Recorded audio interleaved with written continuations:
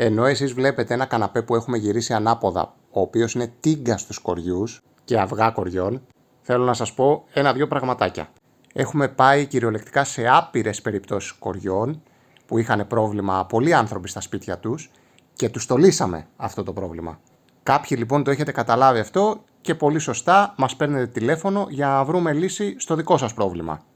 Πάντα, μα πάντα, σε κάθε τηλέφωνο που μιλάω μαζί σας, εξηγώ ότι στους κοριούς δεν μπορούμε να υποσχεθούμε ποτέ ότι θα λυθεί το πρόβλημα από την πρώτη εφαρμογή. Και σας το λέω εγώ που χρησιμοποιώ εξειδικευμένες τεχνικές, ότι είναι μια πολύ δύσκολη κατάσταση. Στις περισσότερες των περιπτώσεων μπορεί να χρειαστούμε 2 εφαρμογές και σε πιο προχωρημένες καταστάσεις μπορεί και παραπάνω.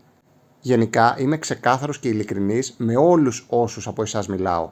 Μην περιμένετε ένα τέτοιο πρόβλημα να λυθεί ως δια μαγείας. Έχουμε πολύ αποτελεσματικές λύσεις να σας προτείνουμε, αλλά θέλει και λίγο υπομονή από την πλευρά σας. Σκεφτείτε το σαν μια θεραπεία που παίρνει το σπίτι μέχρι να φύγουν τελείως οι κοριοί.